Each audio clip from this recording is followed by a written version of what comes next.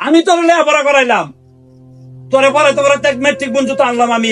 কত কষ্ট কইরা তুই ইংরেজিতে ফেল করছ, আজকে লেখাপড়া করছ, আজকে রেজাল্ট উঠেছে, আজকে তুই গুলালো পাইছ। আমি কত কষ্ট করে তোর লেখাপড়া করাইছি, কত খেত কামারে কাম করছি, আমার হাড় ভাঙ্গা পরিশ্রম হয়েছে। আমি সকাল বিকাল প্রাইভেট রাখছি, মাস্টার আইছে গরম খাওয়াইছি বেড়াইয়া। তুই কি করছ? আর তুই মর চা, তুই মর চা, আমি দেখি তুই মর। কি রে রানা, ওর চিল্লা ভালো হইতেছে? হ্যাঁ ভাই, ছিল নাকি এর কোন সমস্যা? আমি তো দেখি। আলম কাকা কি হইছে? এত চিল্লা পাল্লা কে রে? বাবা কইস না, আমার ভিতরটা ফাইটা গেছে গা। কেন, কি হইছে? আমি এত কষ্ট করে খেত কামারে কাজ কইরা এই তারে লেখাপড়া করাইছি, তে আজকে আমার লিখে গুলালো রয়েছে, সবাই ফাঁস করছে। আমি দুমুন মিষ্টির অর্ডার দিয়ে রাখছি, আমি হকল কারণ মিষ্টি খাওয়াবো বাবা, এইতে আমার লিখে গুলালো রয়েছে। আচ্ছা তুমি বস, শুনো বাবা। ঠিক আছে, আপনি বসেন। কাকা শুনেন, একটা কথা বলি। এই পৃথিবীতে অনেক মানুষ আছে যাদের পড়াশোনা নেই, কিন্তু তারা অনেক অনেক কোটিপতি। যেমন বিল গেটস, মার্ক জাকারবার্গ, তারপরে বাংলাদেশের কয়েকটা কোম্পানির নাম যদি বলি, যমুনা গ্রুপের মালিক বেশি শিক্ষিত না। এই যে আকিস কোম্পানির মালিক, উনি কিন্তু 0 পাস। উনি কি হাইরা গেছে জীবন যুদ্ধে? হাইরা যায় নাই। আপনি আমার কথাই ধরেন, আমি কি পাস? তুমি 8 পাস, আমি 8 পাস।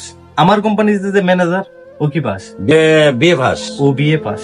তাহলে এটা থেকে আপনি ধরে নেন যে পড়াশোনা দরকার আছে জীবনে, কিন্তু বিষয়টা এমন না যে পড়াশোনা না থাকলেই সে জীবন যুদ্ধে হাইরা গেছে। আপনি যে তার এই আচরণটা করতেছেন, সে যদি একটা কিছু করে অবশ্যই আল্লাহ না করো, এই দায় কি আপনি এড়াইতে পারবেন? আপনার কাছে রেজাল্ট বড় নাকি আপনার সন্তান বড়? আপনি এই যে ওদের এগুলো বলতেছেন, এটা তো ঠিক না কাকা।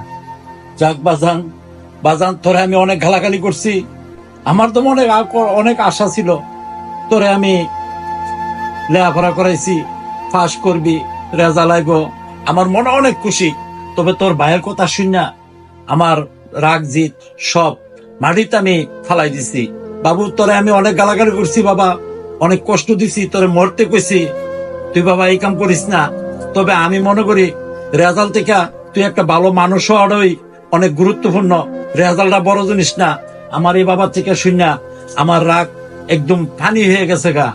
তবে লেখাপড়া কইরা ঘুষ করে অর্ডার থেকে তুই যে এখন ফেল করছ, আল্লাহ দিল ভবিষ্যৎ তোর আগারও ফিরে রয়েছে, হ্যাঁ থেকে তুই আবার লেখাপড়া করে আবার পরীক্ষা দিয়ে আবার ফাঁস করবি। আর তোরে আমি অনেক গালাগালি করছি বাবা, আমি একজন বাবা, আমি সহ্য করতে পারছি না, যার জন্য অনেক কিছু তোরে কইয়া লাইছি।